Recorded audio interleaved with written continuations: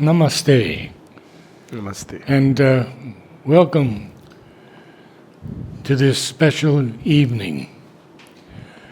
And welcome, Narad. Welcome. Nice meeting you after a long time. Yes, but we have done so many together. series together, maybe almost 200, I think. Yes. So, just briefly to tell you an experience I had about 3 weeks ago. I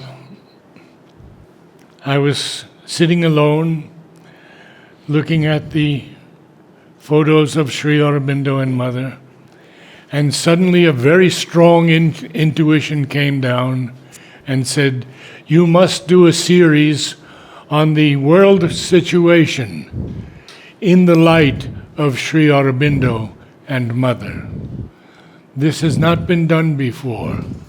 So I phoned Alok Pandey, and he immediately agreed. So this may be, knowing the situation of the world at the moment, a series of talks.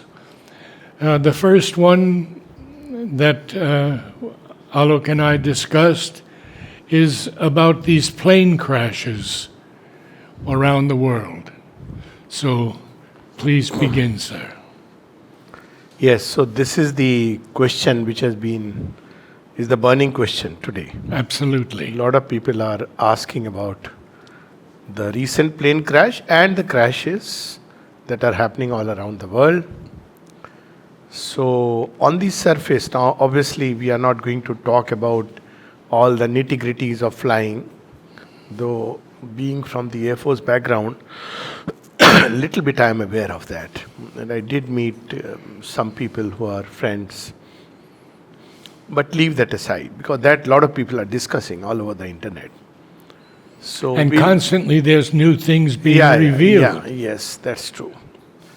But if we take the full picture, which obviously I'm not going into the details because they are well available now. If we go into the picture, one thing which comes very obvious is that there was a problem in the electrical system. So there was these aircrafts have been whistleblower, there have been people who have been talking about it. Now this is not this, we'll go deeper into it, but to start with. So possibly there was a problem in manufacturing, not design. Design is a different thing. Design is about avionics, and manufacturing means you don't take care to be precise. So that's something else.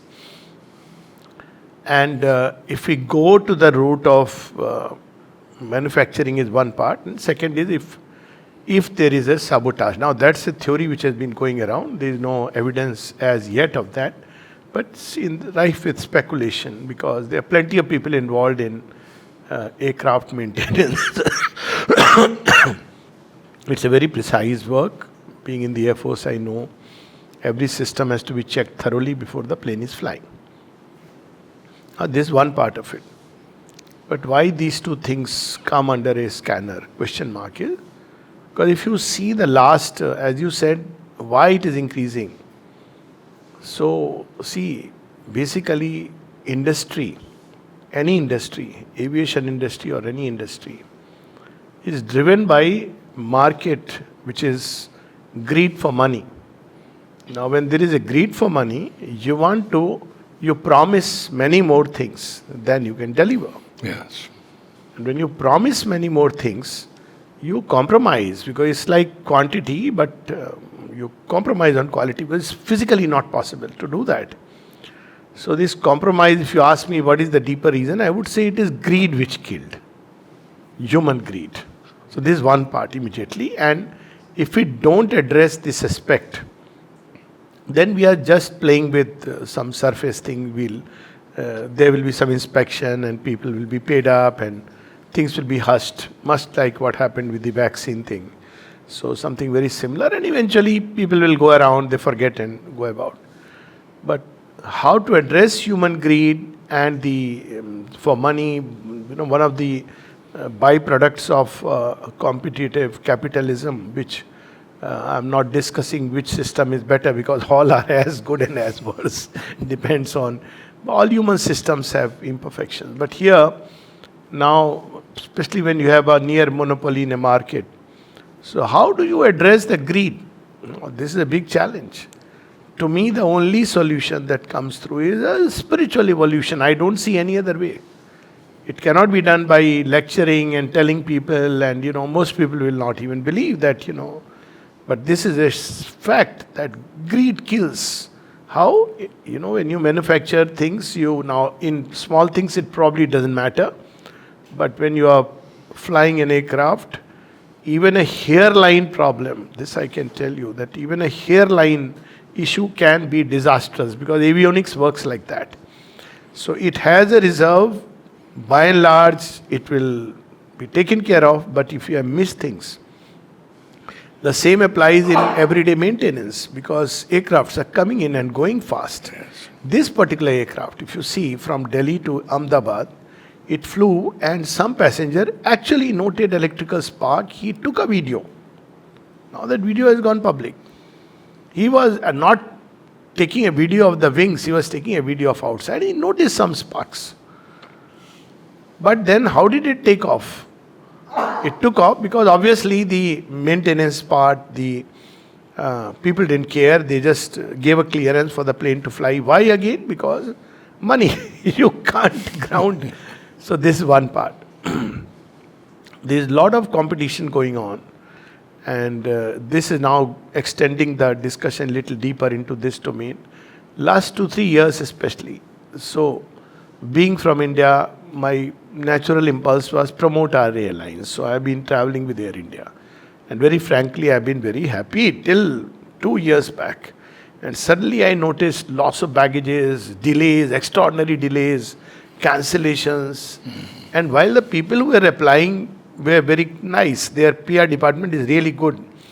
But my own hunch was that there is something going on which is not very clean, because why a particular airline this is happening?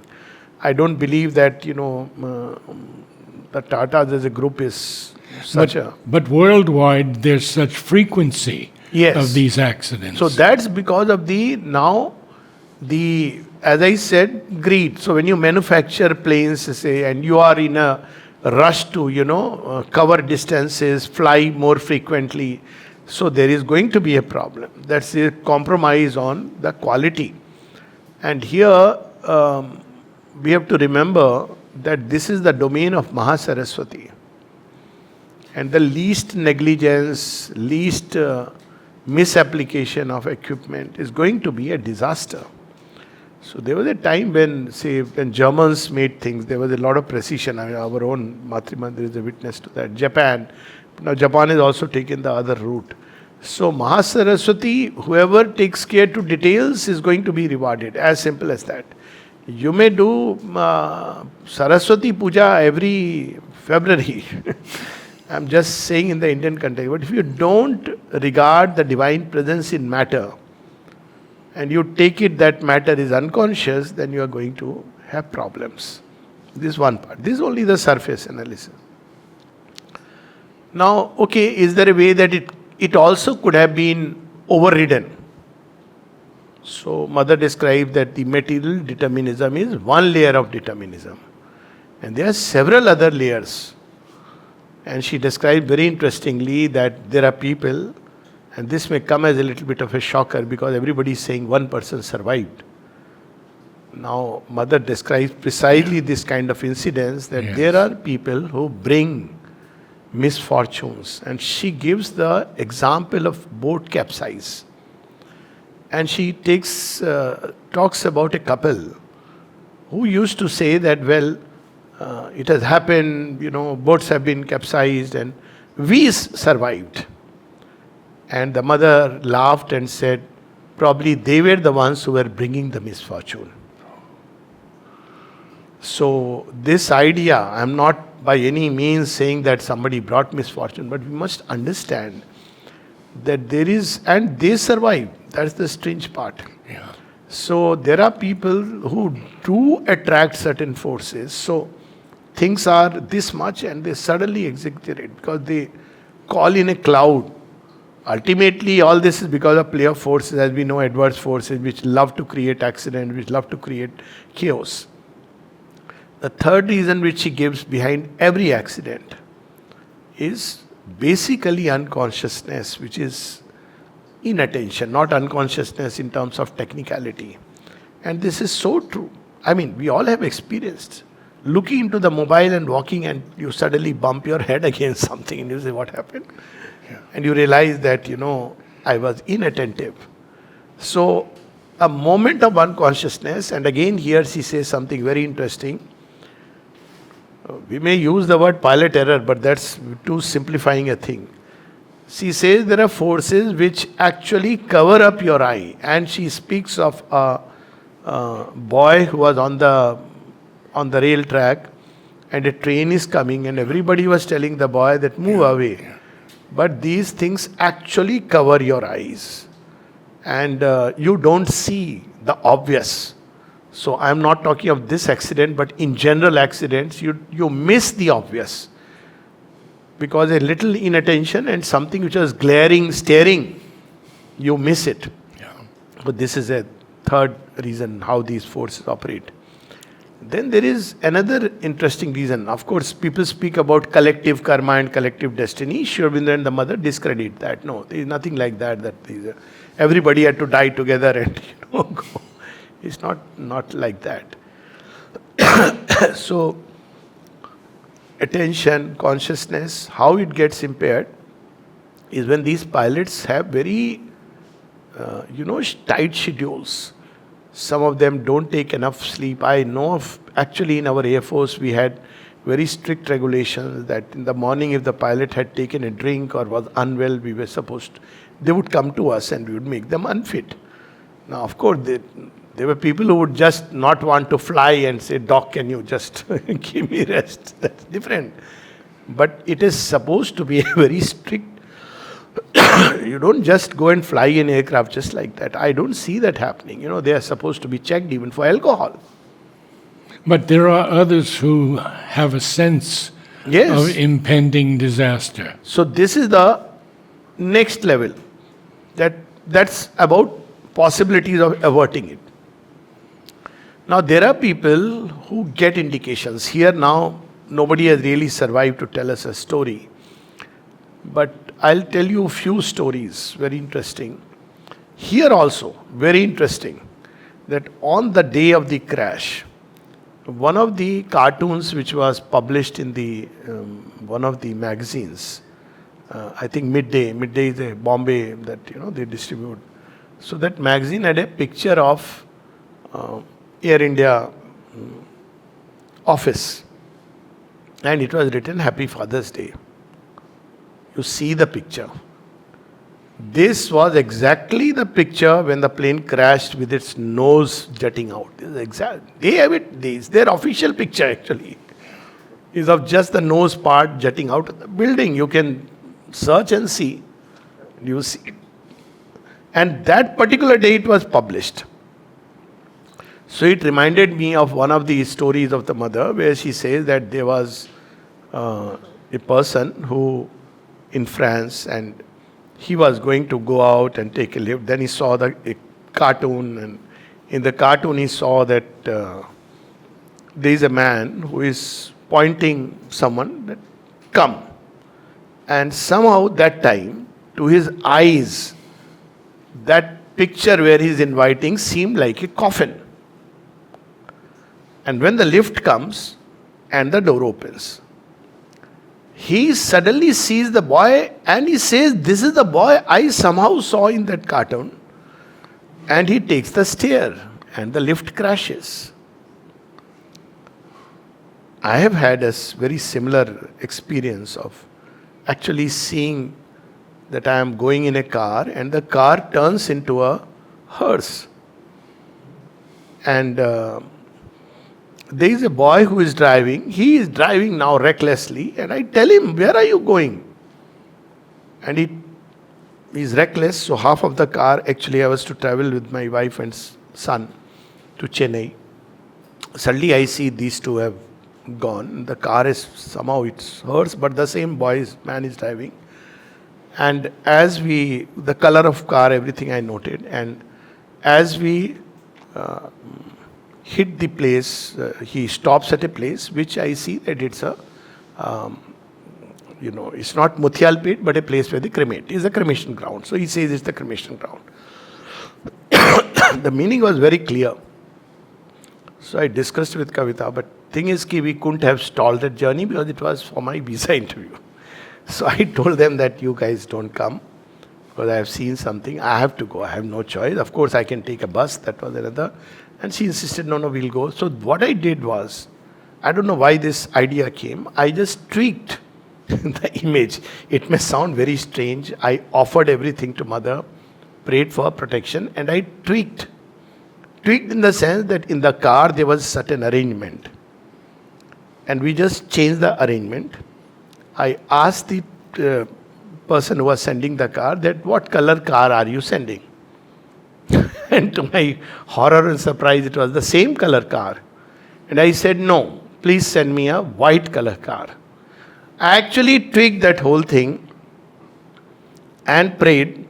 Now that first part of the journey till our literal Muthial Ped, it was so reckless. It seemed like couple of trucks which are just going to, but constantly I was calling mother.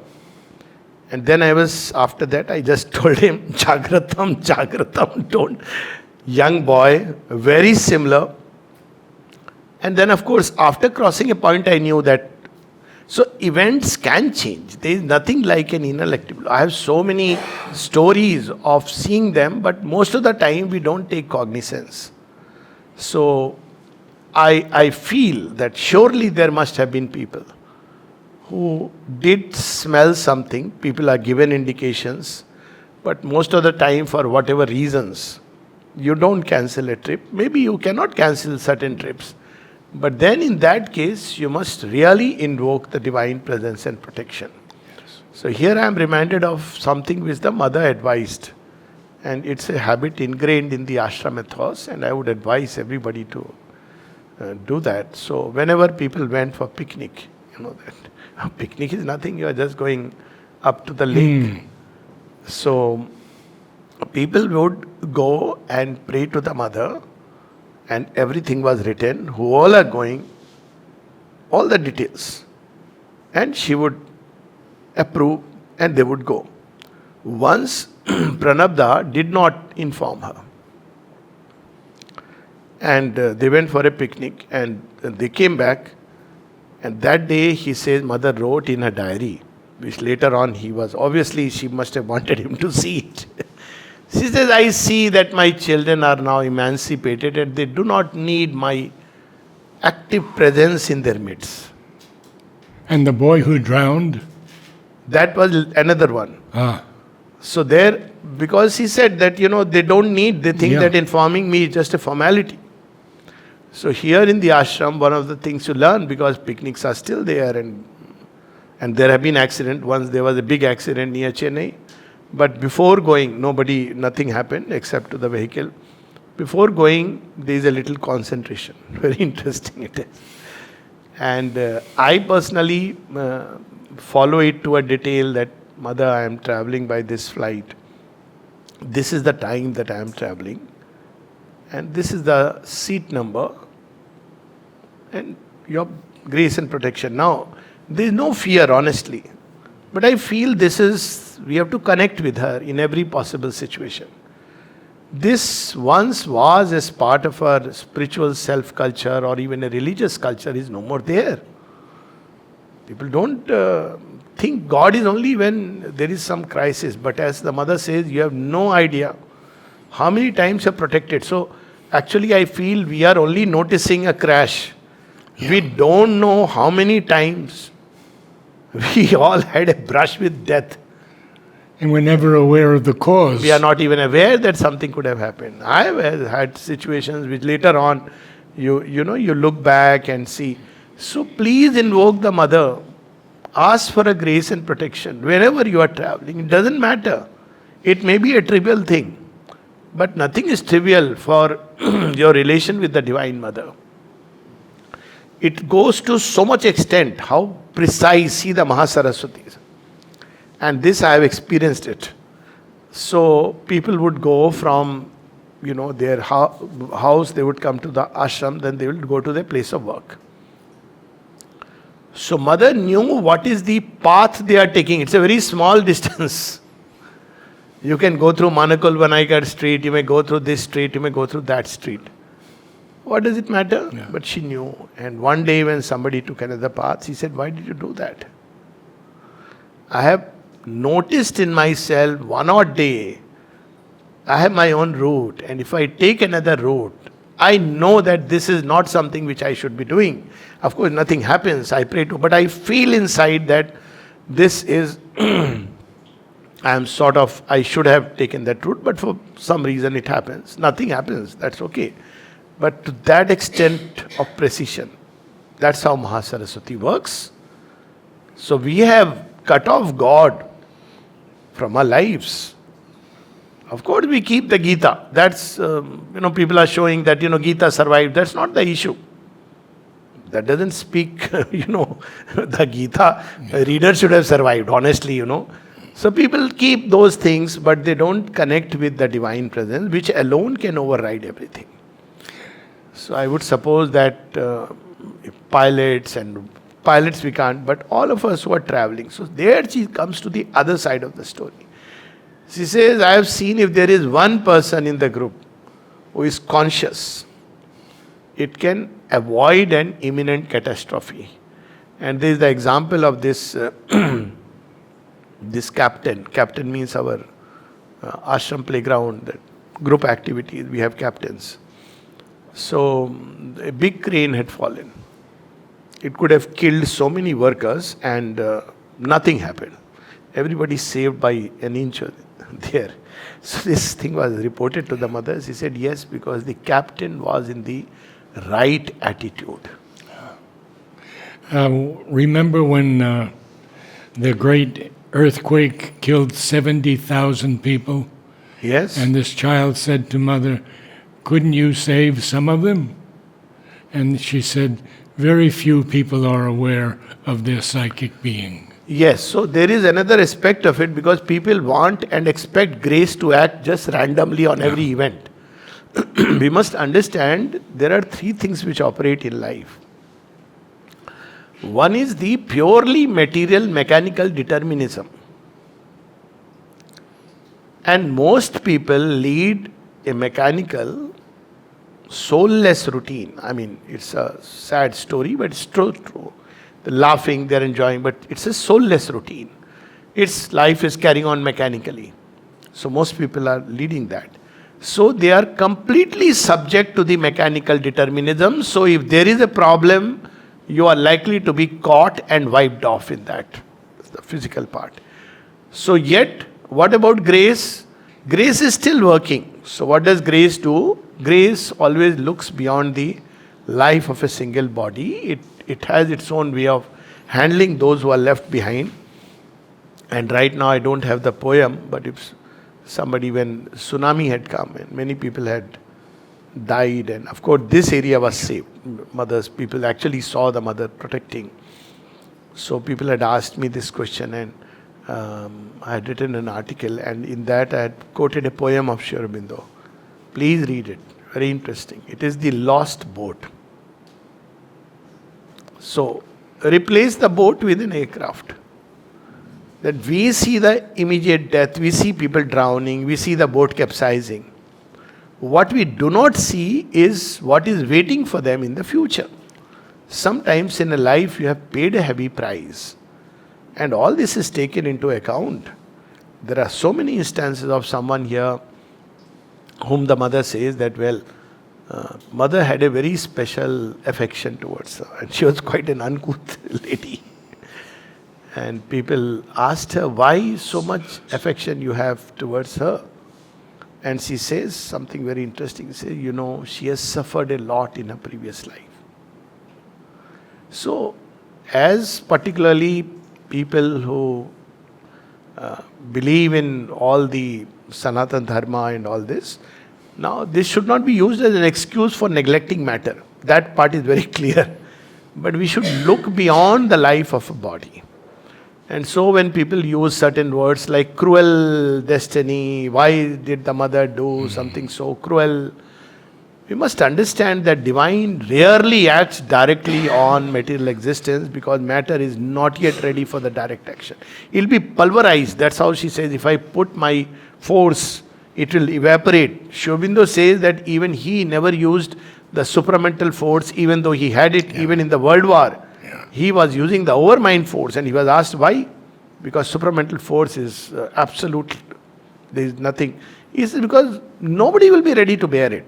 So you must understand that there is the divine action in the world, but it is through layers of determinism, which are fields of ignorance. So in a spiritual parlance, we use terms like vidya and avidya.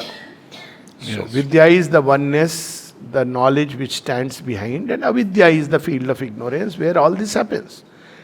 And this is allowed because, unfortunately, Mother uses this sentence, unfortunately, man wakes up only to the lesson of a catastrophe. And it's very true, isn't it? Yes. In fact, I wish it was true. See, even that does not. I have seen so many instances being a doctor. I have seen people getting devastated. I have seen so many things. And I have wondered because I have noticed their life and I have wondered how quickly we forget it. How quickly we just go about our life, just the normal routine. As if we are invulnerable. That story of Yudhishthir, Kimascharyam. So, every day we see people dying, but we believe that we are at least some effort to discover, is there something known as the principle of immortality? Even so many people I have spoken to. It's okay, now they will weep for one day, except those who have suffered the loss, of course, for some time, and one should pray for peace. That's one part of it. And surely the divine will take care in his own way. Those who have gone, they will go ahead, they will go with their journey, and surely they have paid a price, they will get what they have to. But this forgetting the lesson at every level. One day I was reading in one of the diaries where Sri Aurobindo says that those who have turned towards the integral yoga, even if they should turn away, they are protected. Oh yes, Mother says so many words, even they who have turned hostile and gone away. Yes. But here only thing I would, because it's for all the audience, who has turned to integral yoga is a big question. Because recently someone told me, somebody who is a devotee and a follower, I said, see, this is a label that we put too easily. Devotee and follower. Sri Aurobindo writes in one of his letters, someone says, he is your follower, but then he writes his doubts, this, that, he wants to. Sri Aurobindo says, if that be the case, then whose follower is he? Follower means you want to follow. You may not be able to follow the footsteps of the divine, but at least you try a little to follow. So we should be careful, because many people can claim that they are practicing or not practicing, but they are into integral yoga. It appeals to them as a philosophy. It appeals to them because they have admiration for Sri Aurobindo.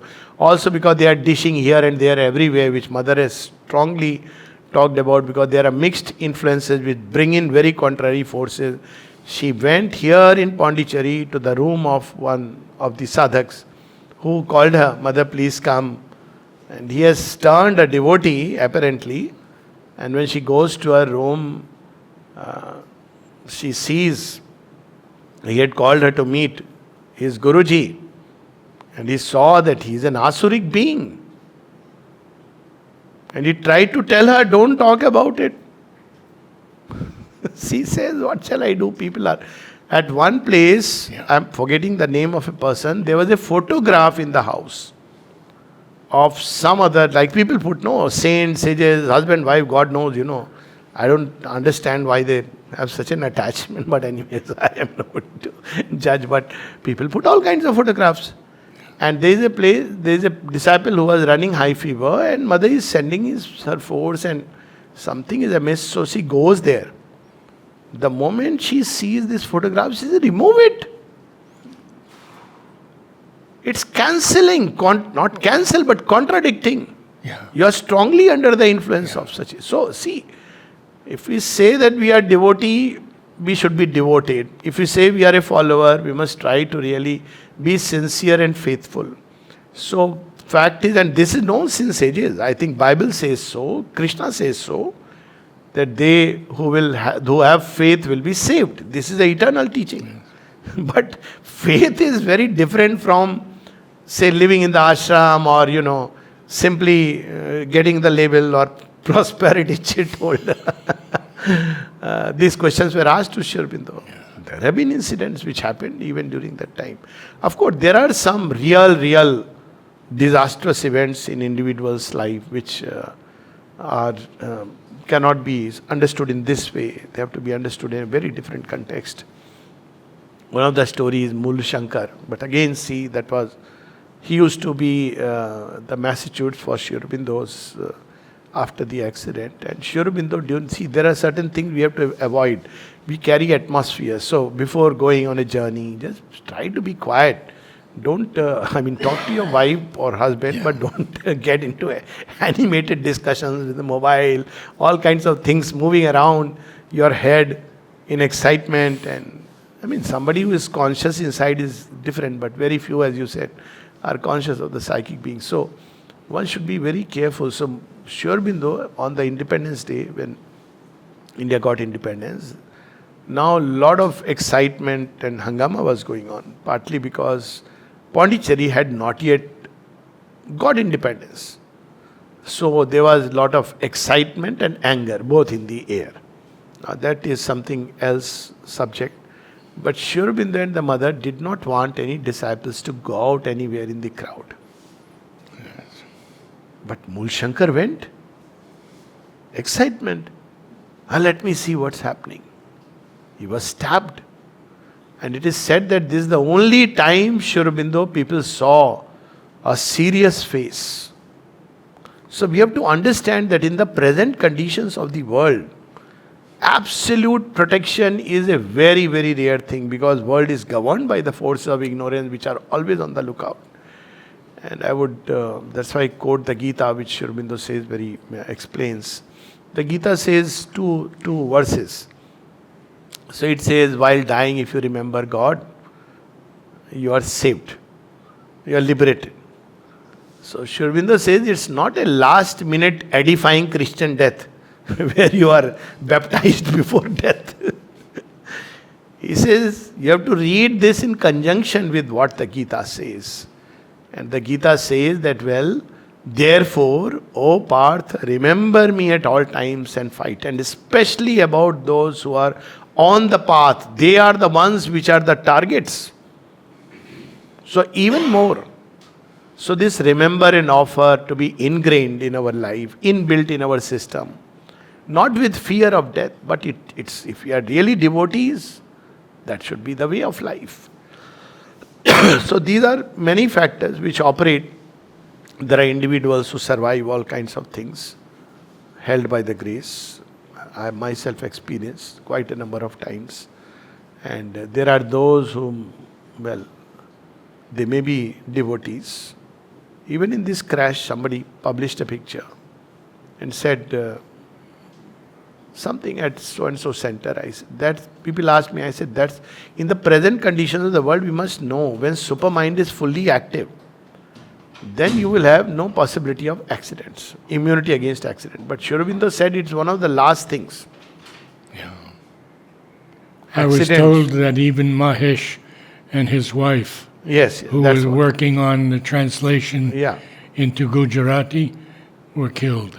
So you have to be very careful, because right now the world, especially when the world is in a state of total turmoil, as is happening now.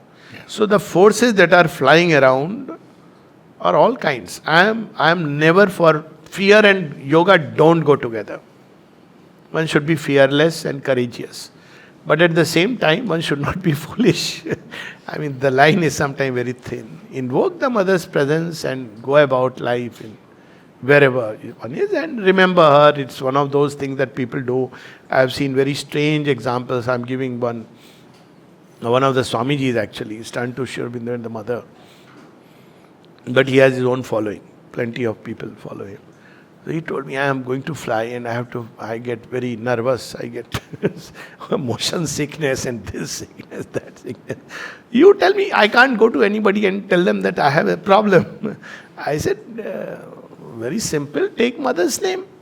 He said, but I get very nervous. I said, okay, you do one thing. He said, okay, shall I read something from Savitri? I said, yes. So I told him the story of someone. Someone is our society chairman, Pradeep Bhai. He told me a story that how when he was feeling suddenly his air sickness, he just had Savitri and he put it to his head and he was fine, nothing happened. So I told him, see, remedy has worked. Well, you can try it because, he's not that good in English. So I said, maybe you can try. Just hold Savitri to your heart. As soon as he lands, he gives me a phone call. Alok Bhai, Alok ji, what a wonderful remedy. First time in my life I never felt anything. Just hold, so much they have given. Limitless. How it will create a zone, atmosphere. She says, and she tells this in the context of illness. She said that, well, one of the cause of illness is ill will. There are always people of ill will around. Even by the way, in industries, there may be people with a lot of ill will against a particular group. It says that, about ill will. So he says, if you are very individualized, one of the advantage of being individualized is that it is a kind of safety, because people who are individualized, who are not affected by society and other opinions and viewpoint, they have their own, they create a kind of shield. But not very few are like that. Most people are moved by public opinion, Insta, reactions, and God knows what. So you are subject. If you are moved by public opinion and social opinions, you are a slave to the forces that drive it. Simple as that. But then she says that, well, I am not suggesting that you don't go out. That's not the solution. That I will not go out because obviously ill will and all forces are everywhere. She says, on the contrary, create your own atmosphere. So even while flying or anywhere, create an atmosphere. Mother goes on to say, I have seen the difference in the atmosphere of those who have a mantra and those who don't have a mantra. These are her words. She has spoken of, somebody used to do japa of Durga. She is the power of protection. And mother didn't know, but after the Bengali couple came and went away, she says, do they worship Durga? I said, yes, mother. They worship Durga. She said, oh, no wonder. All the time while they were here, Durga was here. These are things which was ingrained in the stuff of our life. We have lost that in the so-called extreme mechanical. I'm sorry to say, but this is what I felt in the US last year, and I communicated that. I said, with AI and all this, I suddenly felt that the extreme mechanical world which is operating, where the human heart is as if it has no place. This was just an impression. Then nothing happened. Everything was nice. All the people where I go, they are very, very loving, kind, and they take care so well. But at the airport, I felt it. So I wrote something like a prayer, and it continued few days, that prayer, that, I felt that the whole world has been as if a kind of network has taken care. And I'm not paranoid, or I don't have that, pessimistic attitude where you see darkness everywhere. I'm in fact a compulsory optimist. So, but I felt it. And I wrote about it. That heart is missing. Where is the heart? I don't feel the vibration energy of love, which is what I am looking for anywhere and everywhere. Yes. If I don't find that in a group or a community or in a place, I feel something very crucial is missing. And I felt for the first time, I have traveled 25 times last so many years, first time which I attributed to this AI stuff going around, that there is energy of love is missing. That's why, And well, now you see what is erupted in US. Less than a year. The heart is revolting. Actually, we can look at it in so many ways. But the heart is revolting. Look what is happening in Oroville. The heart is revolting. Yes. You can't iron out things by a kind of mechanical pressure or a logical, analytical thing. You have to take into consideration the human heart and how the mother and Sri Aurobindo would deal. Keeping that in mind, we should be very careful. And where is the harmony? It won't be. Heart will create harmony. No amount of intellectual analysis and debate discussion can create harmony. And wherever there is harmony is missing, there the forces of disorder, chaos will find a free room. Yes. They have a free pass. Have you ever had this experience when you were speaking to a group of this negativity? Oh, I remember one. But that was two experiences. One was to a group of devotees. But devotees means there was a man who was extremely egoistic, who was all about himself and his birthday celebration, God knows, which I'm personally so against this eulogizing. Honestly, I feel. I mean, people should forget, a person has done the work and gone, his mother's child gone. People eulogize. So he was all self-eulogizing than somebody else, and I had to read Savitri. I suddenly started experiencing lot of chaotic noise all around. So nobody was speaking. So I was supposed to speak for God knows 45 minutes. Anyways, when I speak, you have to stop me from talking. In 5 minutes, I stopped. And another which was very funny, that was in Nairobi. So there I was taken to meet, there was a 7-star hotel. All the captains of industries had come from all over Africa. So our friend had arranged that, these are the people. I told him don't go by captains of industry. It doesn't mean, but anyways, I had gone and he used to call me 24/7 channel. You tell him any time to speak on Mother and Sri Aurobindo, any topic and he will speak. So he was taking full utility of all the time. 4 talks, 5 talks, wherever he took me, suddenly this group. So I went. Now, there I stood up to speak. It was like the typical Rotary Club system where you have those tables and, Yeah. I have never understood that culture. It always seems to me that be sure you have come for drinking and dining or you want to listen to the speaker. But anyways, since I was there, I had to speak. And I saw there was a picture of a bird of paradise. And I remember the speech started like this, that, we all have a bird of paradise, but we have caged it in artificiality, like the picture there. It cannot fly. Bird of paradise, not the plant, the mother said, but actually, that love bird. In a cage. In a cage. I said it cannot fly. Then I started experiencing that all the words were going like this. This is way back, this in 2000. Before I went to my first visit to America, before that. That was my first visit outside India. Oh. So the words were going like this, literally. And there was a wall. All these people were sitting, apparently attentive. There was a wall and it came back. And it was entering back into me. So it would go and come back. Go and come back. So what I spoke that time were some very strong, strong statements.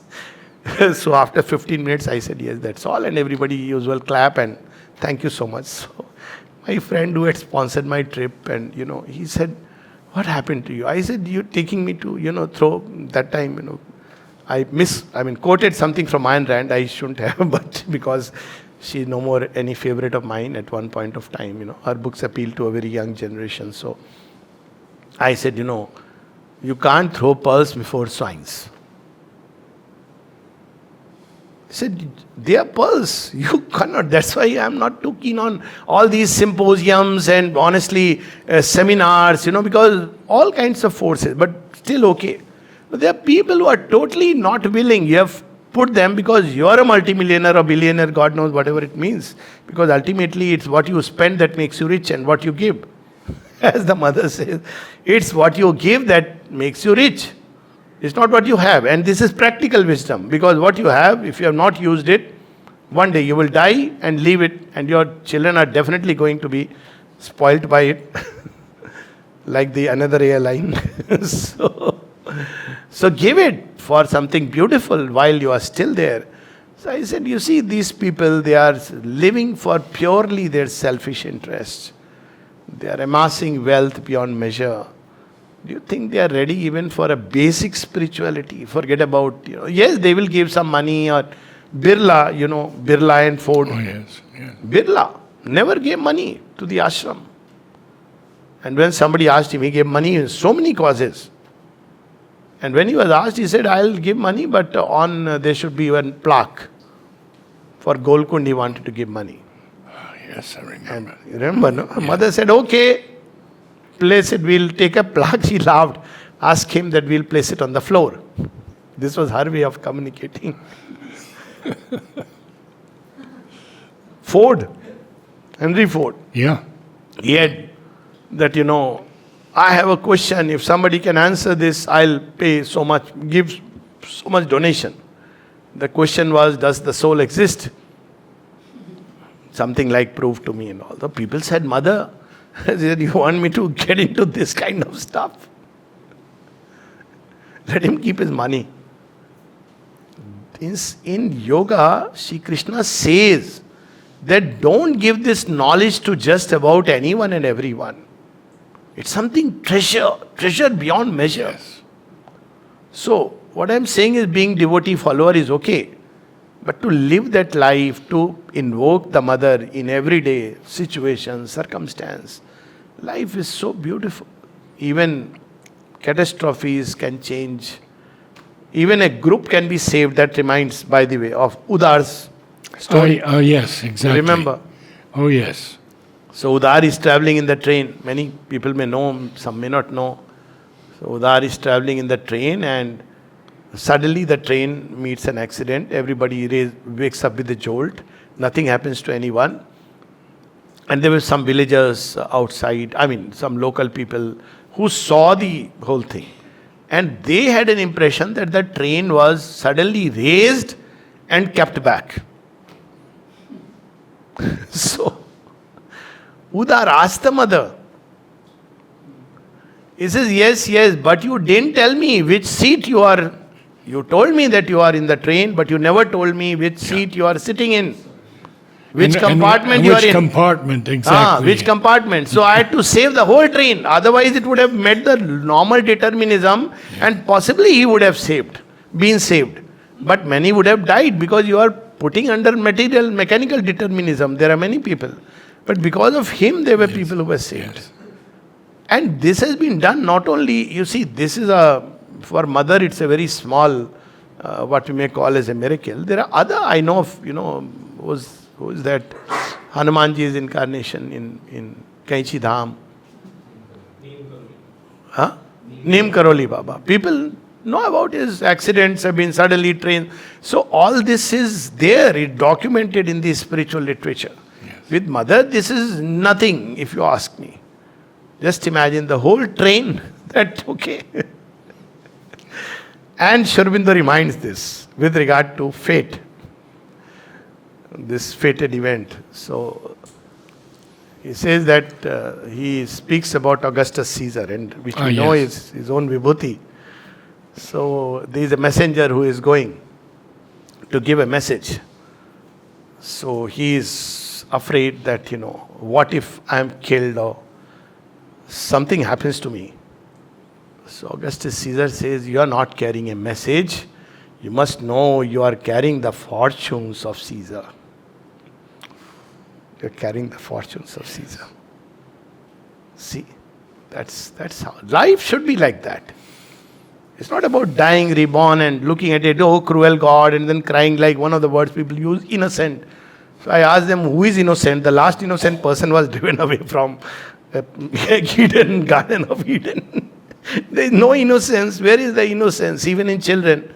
You may say that things have not come out. So this word they use very commonly, innocent. Now I'm not saying that anybody should ever be hit or meet an accident or be punished.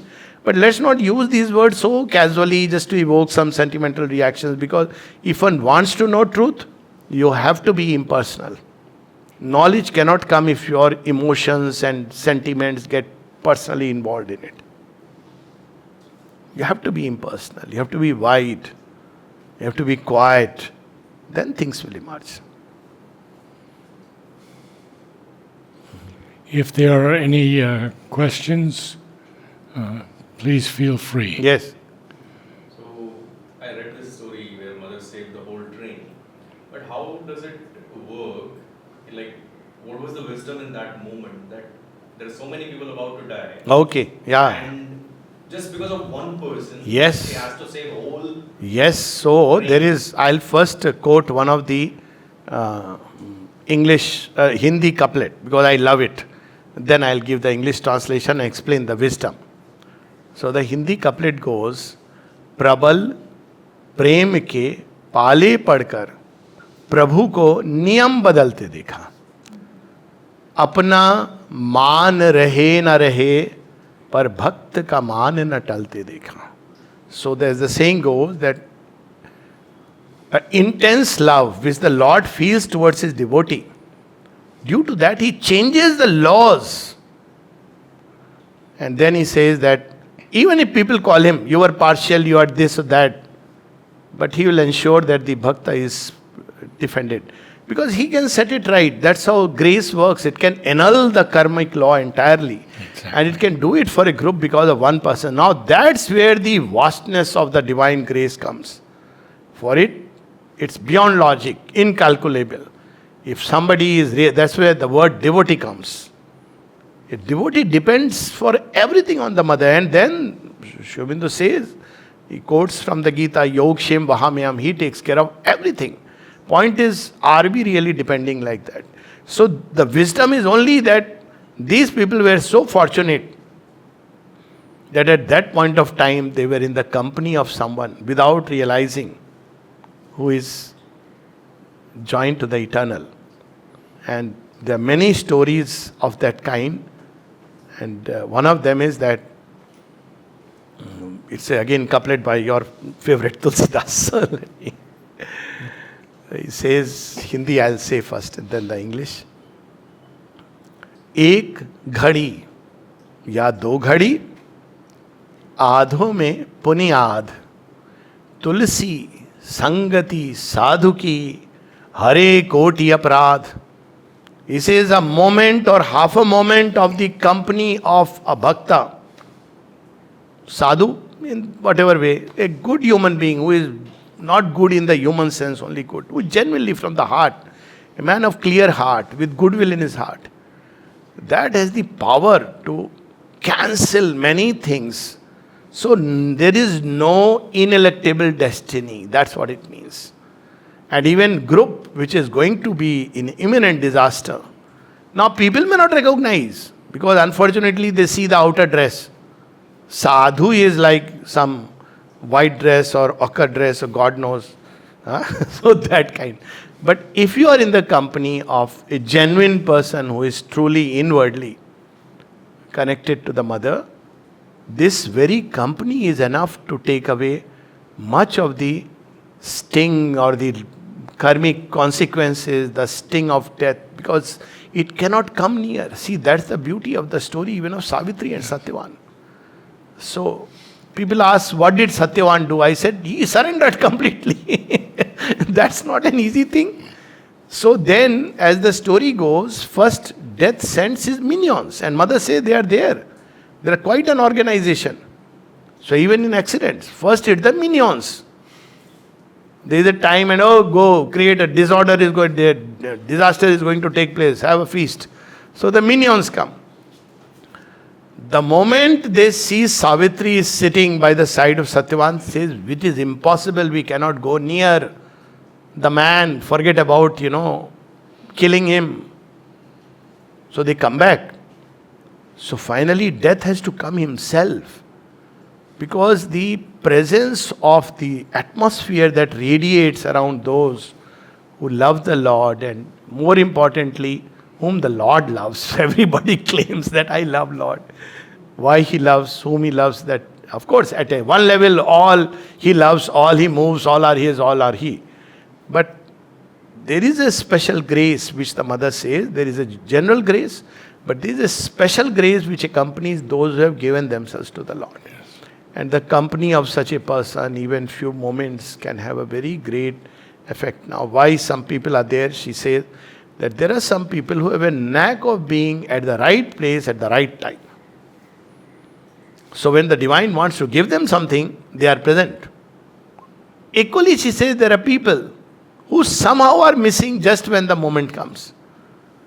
And one of the instances was here when mother had given a certain time for meeting or meditation. I'm forgetting the incident, but there was a time where collective. Was it about the lady? No, that's different. That's There's the two people who, meditation, and then there was something to be distributed. These people went to bazaar and then they said, okay, distribution, we'll see it later. And they didn't come. And the mother remarked, I wanted to give them something, but somehow they were not there. So now that is very difficult to fathom why some people are around in this way, the configuration of the stars So there is nothing like a fixed fate. That's what is important. So divine can cancel everything and overwrite everything. That's the grace can do it, not ordinary human this thing, to save one person. And all get saved. Yeah. So you started to talk with desire, collective desire, and I feel very personally responsible because if I fuel my desires, it's, for example, I look for the lowest price while flying, and, try to push the marketing and to it all it flows into that final decision. So now I feel like I'm slightly responsible in the whole thing, but of course I see that if I conquer a little bit of it, am I Yes, so there is always this temptation. May I say it in a little different way? There is always a temptation to buy Chinese mal because it is cheap, but it is at the expense of quality. So I have made it a point. The moment I see Chinese mal, I don't buy. Not because anything against China, but now airline tickets is a different issue. There is a huge money involved, and you should not. One should have certain amount of frugality, and that's a different thing. It's a different area altogether. Now that way, if you start calculating, there is no end to it. But yes, cheap should not be the only consideration. There is no doubt about it. So because the moment you go for that, you are setting lower standards. And you know what mother spoke about Sri Aurobindo's books. So somebody wanted that they should be much cheaper available. It should be available at a much cheaper price. You will see many places. In Kumbh Mela, 10 rupees, 20 rupees, and people ask, why are Sri Aurobindo's books so costly? So this question was raised. He says, no, you cannot bring the price down below a certain level for Sri Aurobindo's books. So there is something which goes with, if you want a class, one has to pay for it. So I am not saying that in airline we should deliberately look for a higher, because that obviously doesn't work like that. But definitely quality is important. As I said in my own instance, so I would love to travel with Air India, but the moment I saw the quality going down, I changed the carrier very sadly, because that's something which I don't want, though they were giving a cheaper option. Even this time, they were giving a cheaper option. Sometimes a more comfortable option. But because I realized that this is to encourage unprofessionalism and lethargy and casual, careless attitude. So, yes, in everyday life, it is not something which should be encouraged. I quite agree. But one should not take it very conscientiously that, I'm not just talking about the airline price in general, yes. I feel like if we reduce our desires or calm them down ourselves, it collectively helps. Desire, if you bring them down, you will feel a free person. In fact, most of the time, you will feel nothing I really need. So honestly, reduction of desire, and if you can get out of it, it's peace and freedom and joy. Very few things one needs, honestly. So that's, of course, and every little victory at whatever level helps. I quite agree with you that, every little victory that you want to buy this and you hold, and it helps. It's a different thing that if you master desire or do that even in some measure, what you need will come to you 5 times more. The mother gives the example of when once she said that because she was an adept in the Buddhist discipline and she would not buy things for herself, and she saw the petticoat, she felt she needs a petticoat. And she says the next day 5 of them came. So you will see that when you stop chasing desires, desires will chase you. This is the poem on karma. So he says the rule of the game with regard to karma. They who chase me shall lose. They who do not chase find. Now this is the paradox. Of course, it should not be done with this idea. If I don't chase, I'll get this. You lose in all likelihood. But rise above gain and loss, and some aspect of it's important to be careful about quality. So I have made certain rules for myself, like halal certificate, I don't buy. Why? Because I say I don't want to encourage religious fundamentalism. That's my logic. It's not just about a nation. I said this is a sign of blatant fundamentalism. I don't want to buy anything which is going to encourage fundamentalism. So now, if people have that, it'll be wonderful. As you said, that we become conscious buyers, to put it in a nutshell, not just unconscious looking only at the fair. It's important, but that's not the only consideration. I would like to end with just a few thoughts on karma, because we have heard, we have read, and some of us have realized that Mother can take all karma away. Yes. And yet many of us still have to go a long way. And Sri Aurobindo says there's only 2 kinds of karma that cannot be erased.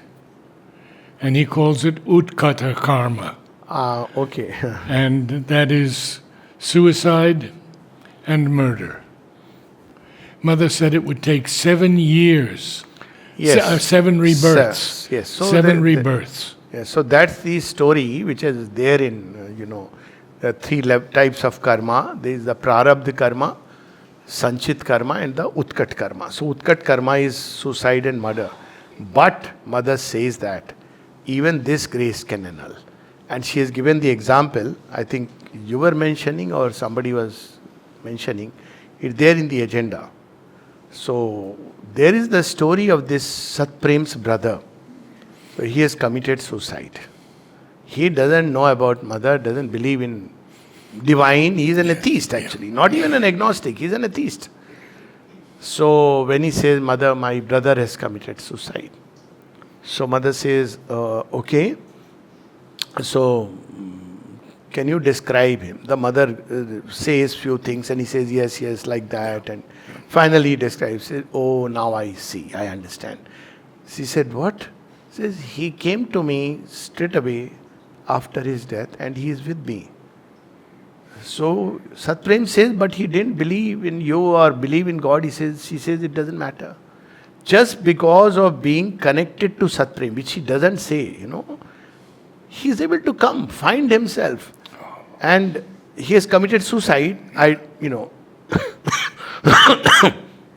There are other examples, and in the agenda she also says, when she speaks about people who die here, come straight to me, Yes. to Sri Aurobindo, and then she is asked, Mother, no, she adds, and regardless of the state of consciousness in which they die. Then she mentions, including suicide.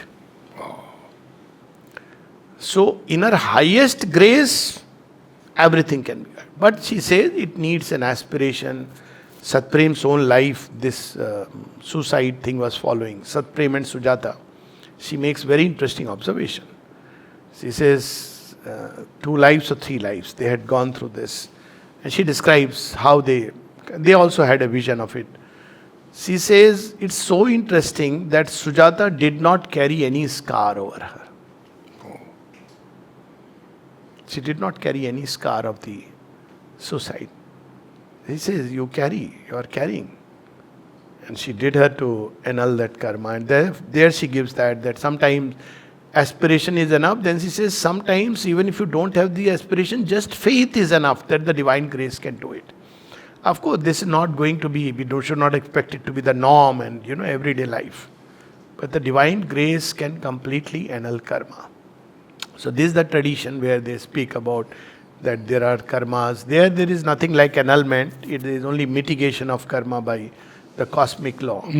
So mitigation, you can mitigate, you can do prashchit, all kinds of things. But divine grace can completely annul karma. Well, now you are off to America very soon. Yes. So we'll talk about it after I come back. Okay, good. And we'll schedule our next meeting when after I you come return. back, after I return. Namaste. All. Namaste. Namaste. Namaste.